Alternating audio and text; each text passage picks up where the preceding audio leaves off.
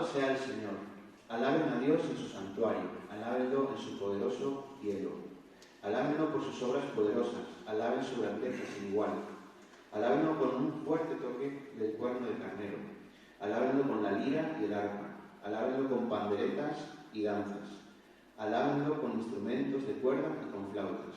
Alábenlo con el sonido de los címbalos. Alábenlo con címbalos fuertes y resonantes. Que todo lo que respira, cante alabanzas al Señor. Alabado sea el Señor.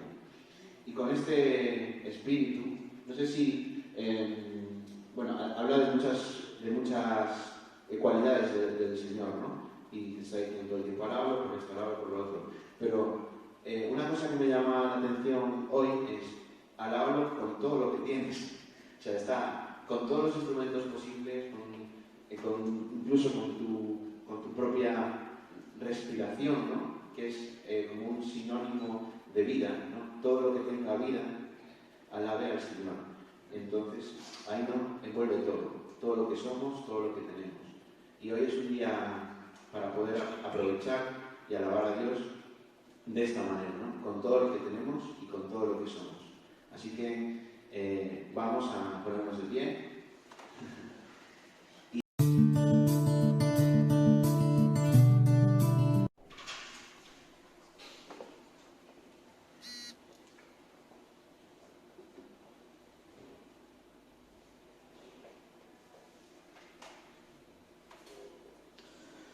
Hola, buenos días. Buenos días. ¿Cómo estáis? Bien. Muy bien, me alegro. Bueno, empezamos con Isaías capítulo 5, versículos 1 al 6. Dice así: Ahora cantaré por mi amado, el cantar de mi amado a su viña. Tenía mi amado una viña en una ladera fértil. La había cercado y despedregado y plantado de vides escogidas. Había edificado en medio de ella una torre y hecho también en ella un lagar. Y esperaba que diese uvas y dio uvas silvestres. Ahora pues, vecinos de Jerusalén y varones de Judá, juzgad ahora entre mí y mi viña. ¿Qué más se podría hacer a mi viña que yo no haya hecho en ella? ¿Cómo, esperando yo que diese uvas, ha dado uvas silvestres? Os mostraré pues ahora lo que haré yo con mi viña, a mi viña. Le quitaré su vallado y será consumida. Aportillaré su cerca y será hollada.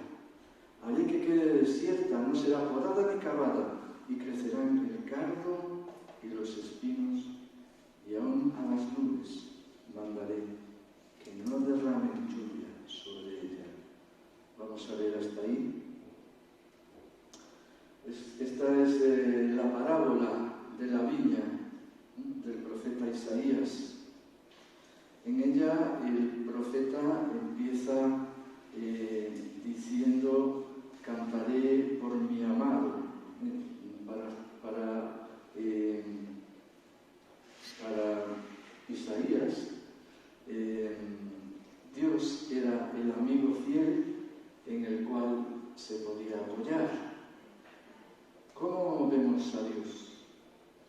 Hay muchas personas que lo ven pues como el represor, el que lo somete a limitaciones, el que le saca libertad. Nosotros creo que lo vemos como alguien, un amigo en el que nos apoyamos. Dios es un amigo fiel, pero no es un colega, ¿verdad? Dios debemos verlo como un amigo al cual debemos tenerle un gran respeto. Un gran respeto. Es un amigo del cual podemos esperar lo mejor, y como dice la Biblia, si somos infieles, Él permanece fiel, sigue permaneciendo pues Él no se puede negar a sí mismo. Otra versión dice, si somos infieles, Él permanece fiel, pues Él no puede negar quién es. Otra, si somos infieles, Él sigue siendo fiel, ya que no puede negarse a sí mismo, como dijimos antes. Y otra versión que dice, y aunque no seamos fieles, Cristo permanece fiel, porque Él jamás rompe su promesa. Amén. Y el profeta aquí compara con palabras poéticas a Israel con una viña plantada en una ladera fértil. Es increíble, el libro de Isaías es una poesía en prosa. Está todo el rato utilizando figuras literarias. Compara a Israel con una viña plantada en una ladera fértil, dice aquí, ¿no? Y Dios a ti te ve así, con una viña plantada en una ladera fértil. Una ladera fértil da fruto, es un terreno abonado para que dé fruto. Dios ha creído en ti y en mí. Nos ha puesto para que llevemos fruto. Un terreno tenemos y tienes en el que hay una seguridad de que se puede plantar algo y que da fruto. Dios espera eso de ti. Dios te ve como alguien en el que se puede confiar, en el que se puede plantar algo y que da fruto. Y dice en el versículo 2 que la había cercado y despedregado y plantado de vides escogidas. La llenó de cuidados, como vemos aquí. Dios sigue cuidándonos. La había plantado de vides escogidas. Fíjate que en tu vida hay vides escogidas. Cada milagro, cada bendición, cada cosa que Dios hace es una vid que Dios está plantando en tu vida. Y bendiciones de Dios que todavía están por descubrir. La había acercado y despedregado, aquí se le ve como lo hace con esmero, la había acercado, lo cual indica protección. La había acercado, le había puesto una cerca, ¿verdad? Le había puesto protección. Le había quitado todas las piedras que pudieran hacer que esa planta no fuera arriba. Es lo que Dios hace en nuestra vida. Tenemos luchas. Luchas porque hay piedras, Luchas porque hay piedras que impiden que la voluntad de Dios haga en nuestra vida, piedras que impiden que nuestro camino sea recto. Y Dios quiere quitar tus piedras, mis piedras. No quiere decir con esto que Dios te saque las castañas del fuego, ¿me entendéis? Pero sí quiere decir que Dios te va a ayudar para que esas piedras sean lo menor posible en tu vida y en la mía. A lo mejor no lo hace en un día, ni en dos, pero Dios está quitando piedras de tu camino. Y también habla de una torre de vigilancia, dice, había edificado en medio de ella, fijaros, en medio de ella una torre de vigilancia, eso es lo que es la torre, un lugar de vigilancia, también un lagar, para que las viñas o las uvas que están en el lagar producen vino. Una torre de vigilancia. Dios nos mira para ver cómo transcurre nuestra vida, de que andemos en el camino correcto. A fin de cuentas, como dice la Escritura, somos hechura suya, creados en Cristo Jesús para buenas obras, las cuales Dios preparó de antemano para que anduviéramos tiene sus ojos para cuidarnos y protegernos, como decía el primer versículo. Un creyente escribe en un devocional y dice que limpiando la maleza en el jardín de su casa, una serpiente estuvo a punto de morderle, una serpiente venenosa, pero solo se enredó a sus pies, la pudo sacudir. Y eso me hizo pensar en la cantidad de veces que Dios permite cosas, pero que al mismo tiempo nos ha librado de peligros que ni siquiera nosotros conocemos, ni siquiera nos hemos dado cuenta de que había un peligro ahí y Dios nos ha sostenido, nos ha librado de ese peligro. Como le dice Dios a los israelitas en Deuteronomio 31:8, el Señor va delante de ti, no te dejará ni te desamparará. No temas ni te intimides. Podemos esperar que Dios está con nosotros, aunque nosotros permanezcamos infieles, aún así Dios permanece fiel. Y a veces suceden cosas difíciles que no entendemos, pero también podemos meditar en la cantidad de ocasiones en que Dios nos ha preservado de cosas sin ni siquiera darnos cuenta. Un cuidado providencial, un cuidado perfecto, permanece todos los días con su pueblo. Siempre está con nosotros. Podemos darle gracias por cuidarnos cada día y porque nos concede gracia para caminar a su lado como lo hacemos cada día. Dios esperaba y espera que demos fruto.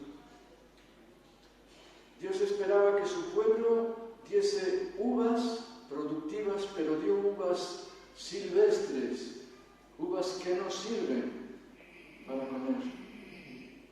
Uvas que hasta pueden hacer daño. Fijaos cómo era su pueblo, un pueblo retorcido. Le está hablando a un pueblo retorcido, un pueblo que no quiso obedecer a Dios y por lo tanto Dios se disgustó con él. Estamos hablando de un pueblo que pasaba de Dios, que Dios le daba, lo tenían ahí como el reserva, ¿no?, de la jugada, lo tenían en el banquillo, pero Dios desea estar en juego contigo y conmigo. Amén. Dios quiere que tú estés en juego con Él. Acordémonos de Jacob, cómo luchó con el ángel y le dijo: no te dejaré hasta que me bendigas. Así es como Dios quiere que estemos, luchando por sus cosas y su reino cada día. Amén. También nos recuerda este pasaje que hemos visto, la parábola de la higuera estéril. Dijo Jesús también esta parábola: tenía un hombre una higuera plantada en su viña y vino a buscar fruto en ella y no la halló. Y dijo al viñador: he aquí, hace 3 años que vengo a buscar fruto en esta higuera y no la hallo. Córtala, ¿para qué inutiliza también la tierra? Él entonces respondiendo le dijo: Señor, déjala todavía este año hasta que yo cabe alrededor de ella y la abone, y si diere fruto bien, y si no, la cortarás después. Dios quería darle una oportunidad a su pueblo. Quería ser como aquel que le decía al Señor: déjala, deja ahí a tu pueblo, déjalo ahí. Está dando un fruto malo, pero vamos a esperar vamos a esperar a ver si da fruto bueno. Fijaos que no nos habla de un pueblo bueno que se había desanimado. Sí, se había desanimado, pero hasta tal punto que había dejado a Dios, que creo que no es nuestro caso. Pero aún así tenemos que estar pendientes y en guardia. Estas palabras tan duras son para un pueblo que le ha dejado totalmente, que le ha dejado y ya no quiere saber nada de él. Yo me pregunto, la sociedad actual, un pueblo, una sociedad que procede del cristianismo, hay quien dice que las raíces son helénicas, es decir, griegas y romanas, pero en realidad la civilización actual surgió de que el cristianismo suavizó muchas de las costumbres bestiales que antes había. Y gracias al cristianismo pues hubo prosperidad, pero hoy en día vivimos en una sociedad poscristiana. Es decir, Dios no cuenta para nada. A lo largo de los siglos, Dios iba por ciclos. Unos siglos la gente creía en Dios y Dios era su centro. A la época siguiente, el hombre, que era el principal artífice de todo, y Dios estaba de lado. Pero fijémonos qué casualidad, en la época humanista, el hombre, siglo XVI, el hombre es el centro del universo, por eso se llama humanismo. Y la cultura se vuelve pues a Grecia, a Roma, y coge de allí pues sus fuentes, en vez de cogerla de la Biblia, pues la coge de los griegos, de los romanos. Y es una civilización en aquel momento pues que vuelve sus ojos solamente al hombre. Y Dios estaba en crisis. Y qué casualidad, en ese tiempo Dios levanta a Martín Lutero. En un tiempo en el cual Dios ya empezaba a estar aparte, o acababa de estar aparte. Recordemos que la Edad Media también se le llaman los siglos oscuros. Hubo muchos creyentes, muchísimos, que creían en la Biblia, pero que fueron exterminados. Y ahora, pues en ese tiempo en que Martín Lutero descubre que el justo por la fe vivirá, en ese siglo es cuando Dios le levanta y se forma una revolución y Europa es sacudida por el protestantismo. Dios empieza a ser el centro. Después, siglos después, vienen los siglos de las luces, que le llaman, el siglo de la luz, siglo XVIII. Y ahí empieza la razón. La razón es la que manda y a partir de ahí empieza pues Dios a pasar otra vez a un segundo plano. Y entonces, ¿qué pasa? Pues que estamos en la sociedad actual que le llaman poscristiana, como diciendo el cristianismo, algo rancio. Recuerdo cuando me predicaron a mí de Jesús, dije yo, qué cosa más rancia. Creen en la Biblia. Pero con sus hechos, después estuve pues viviendo entre los creyentes. Yo al principio no quería de ninguna manera convertirme a Jesús, ¿no? Y resistía, ¿no? Pero yo veía en medio de ellos algo diferente. Veía que había un amor entre ellos, que hablaban mucho de las Escrituras, hablaban mucho de Hechos de los Apóstoles.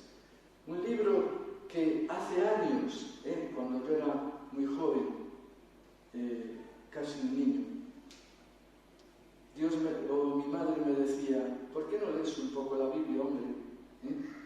Y empecé a leer Hechos de los Apóstoles, y a mí, como me encanta la historia, era un libro que me fascinaba, pero después dejé de leerlo y de hacerle caso a las cosas de Dios.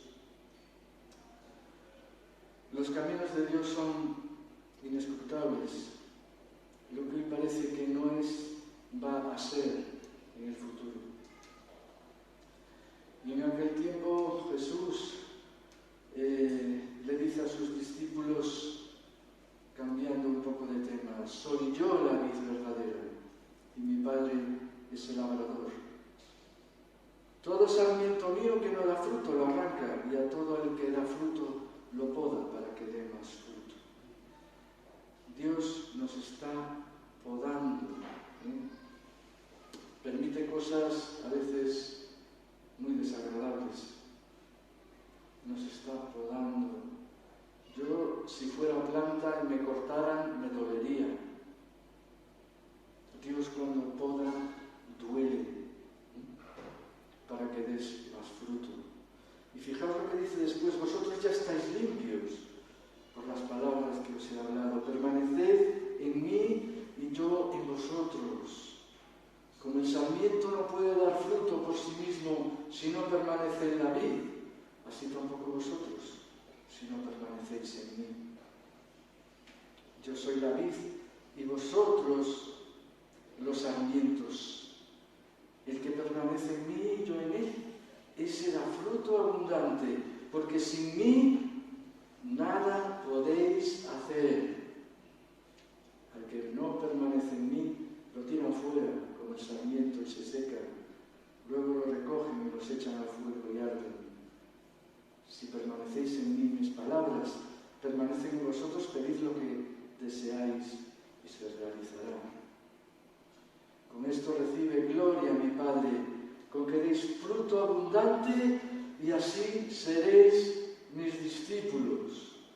Amén. Dios espera de nosotros fruto. Yo quisiera que esta palabra la tomásemos como una palabra de ánimo. Fijémonos, ese pueblo lo había dejado por completo. Yo creo que aquí no es el caso.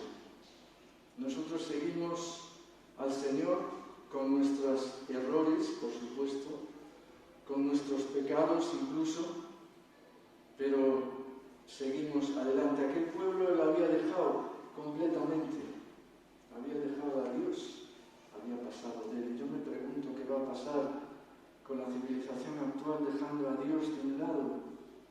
Parece que Dios está indiferente, pero está esperando a que la gente se convierta, como nos dice el apóstol Pedro.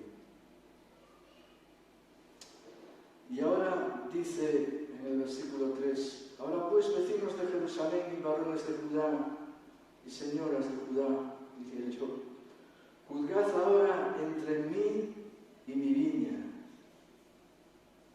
Bueno, puede decir el Señor, con tu nombre, ¿no? Bueno, juzga por ti mismo. ¿Qué crees? ¿Qué crees? ¿No crees que yo he hecho, te dice a ti y a mí, todo lo que está en mi mano para que te fuera bien? ¿Qué más, dice aquí en el versículo 4, se podía hacer a mi viña que yo no haya hecho en ella?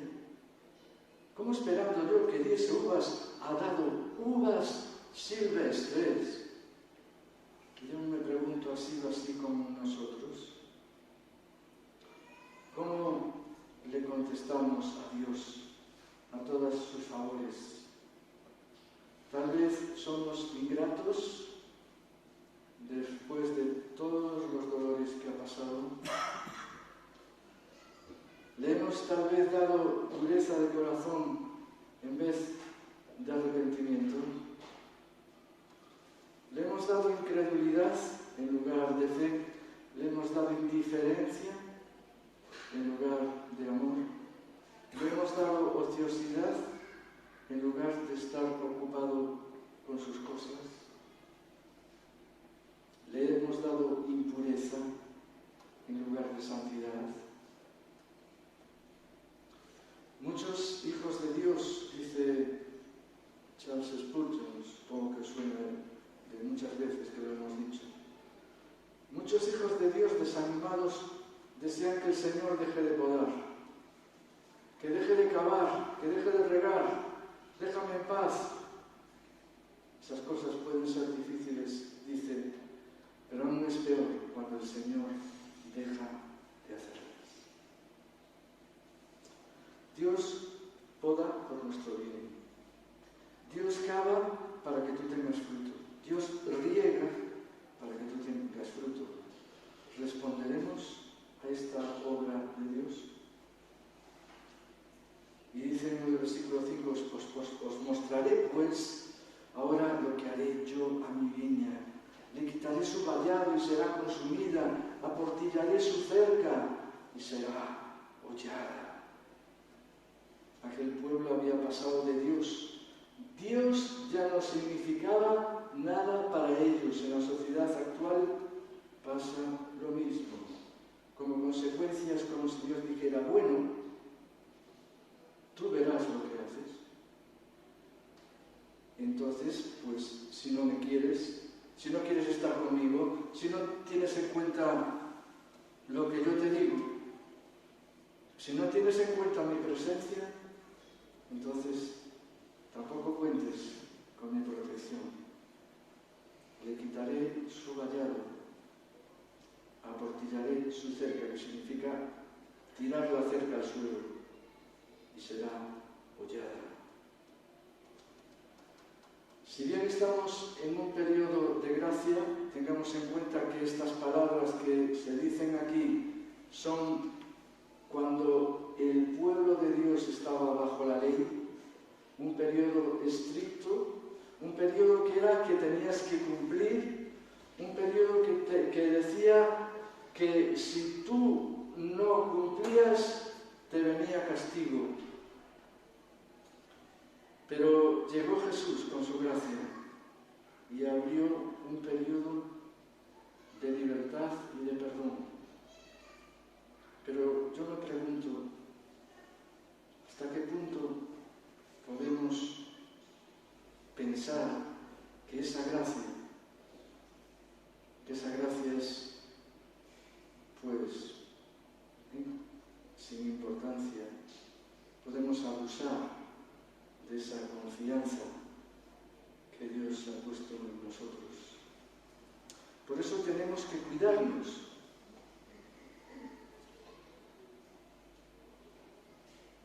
Nos hace pensar en la necesidad de estar atentos y pendientes de Dios, sin despistarnos. Pues si lo hacemos, corremos el riesgo de que con el tiempo nos vayamos enfriando y cada vez nos apartemos más de Él. Fijaos, el pueblo de Dios, yo estoy seguro de que en Isaías al principio le llama, oh pueblo fiel, ¿cómo has caído? Pueblo fiel, era un pueblo fiel, un pueblo que seguía fervientemente a Dios. Y poco a poco se fueron apartando y enfriando. Está hablando ahora a un pueblo que pasa de Dios totalmente. Y por otro lado nos hace pensar que Dios sigue trabajando en nuestra vida. Dios sigue sacando las piedras que nos impiden avanzar. Dios nos guía sacando esas piedras hacia el bien. Tenemos piedras, tendencias en nuestro corazón en distintas áreas hacia el mal. Eso pueden ser las piedras. Y tenemos también la constancia con esta palabra de que Dios tiene una torre de vigilancia en nuestra vida, aunque no lo parezca parezca muchas veces, parezca que hasta estamos desprotegidos.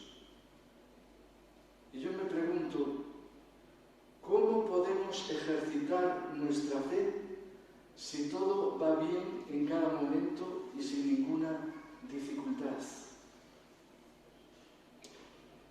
Dios permite cosas, tropiezos, piedras en nuestro camino que Él quiere sacar. Pero son cosas también para que apliquemos la fe.